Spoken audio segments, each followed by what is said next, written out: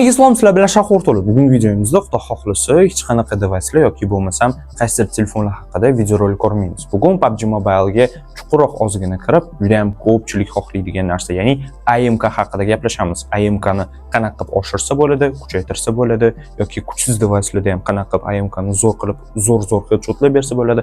Aynan mana shunaqa savollarga bugungi videomizda javob topsanglar bo'ladi. Va videomizni boshlashdan oldin sizlardan bitta narsani so'rab qolamiz. Обязательно kanalimga hozir mana obuna bo'lib qo'yinglar. 50 mingta bo'lishimizga juda ham ozgina vaqt qoldi va ozgina obunachilar qoldi va videomizni boshidan hozir mana bitta like bosib qo'ysanglar, videomizni sekin boshlasak ham bo'ladi o'rtoqlar. Keldi o'rtoqlar, videomizni boshida aynan shaxsan o'zim AMK ni oshirish uchun eng bazaviy narsalarni nimalarni qilaman. Mana shu narsani tushuntirib bersam. Birinchi navbatda eng bazaviy narsa bu o'zingizlarning mobilkalarda emas, Wi-Fi da o'ynashdi. Aynan Wi-Fi da o'ynaganingizda telefonimiz kamroq qiziydi va headshot va AMKlarimiz bo'lib plavni ishlaydi mobilkaga qaraganda. Prosta menda hozir Wi-Fi yo'q, shuning uchun ham mobilkada o'tiraman. Xo'p, ana endi chustvosteniyga keladigan bo'lsak. Qisqa tushuntiraman, chustvosteniyimiz tez bo'lganda yaxshi ishlaydimi, sekin bo'lganda ham o'rtacha bo'lganda AMKmiz kuchli bo'ladimi degan savolga shaxsan o'zim bu narsaga farqi yo'q. Tez xohlasanglar o'ynanglar, xohlasanglar o'rtacha, xohlasanglar sekin o'ynanglar. Bu AMKlarni oshirib beradigan narsa emas.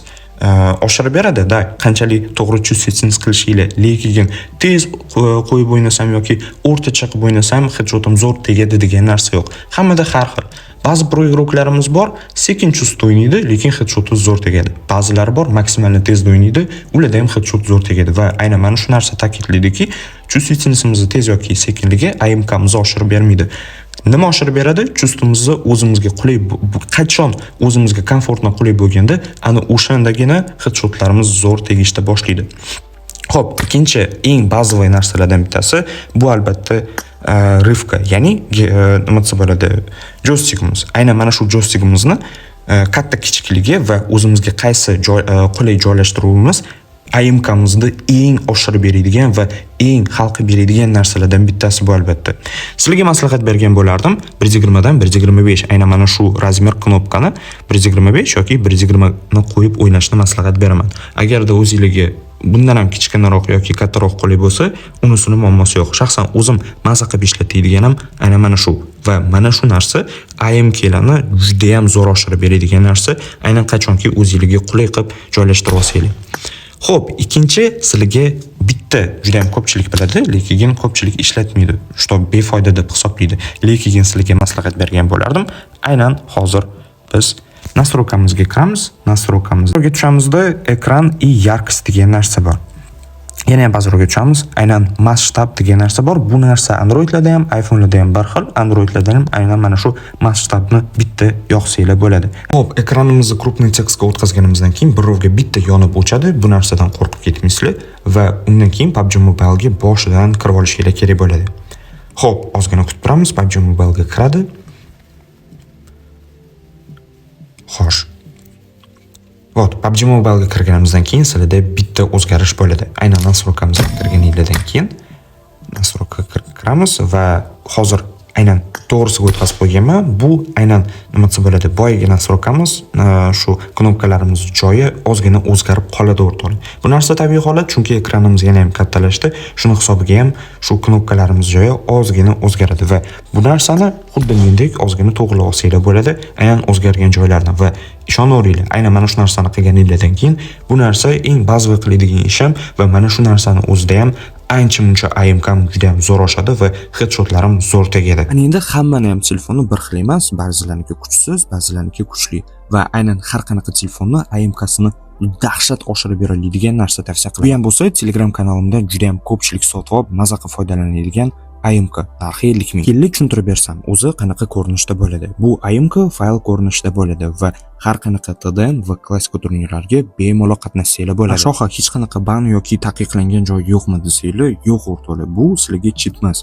Bu narsa AMKlarni tabiiy oshirib beradigan narsa. Hozir ba'zilar bu narsani reklama sifatida qabul qilishi ham mumkin.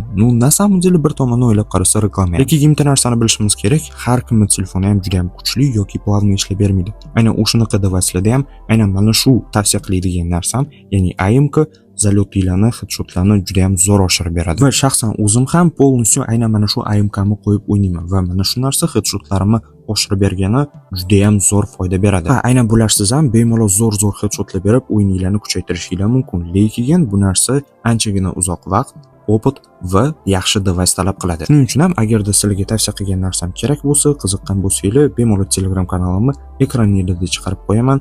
O'tinglar, yozinglar, hammaga shaxsan o'zim telefoningizga chiroyli qilib o'rnatib beraman. Albatta YouTube dan keldim desanglar, chiroyli skidkalar va bonuslar qo'shib beraman. Va yana bir juda ham ko'pchilikni qiziqtiradigan savol. Aynan AMK qaysidir telefonning o'ziga bog'liqmi yoki bo'lmasam qaysidir telefonni sotib olsanglar, bo'ldi o'shanda o'ynanglar, AMKlar zo'r bo'ladi degan narsa bormi, yo'qmi o'zi?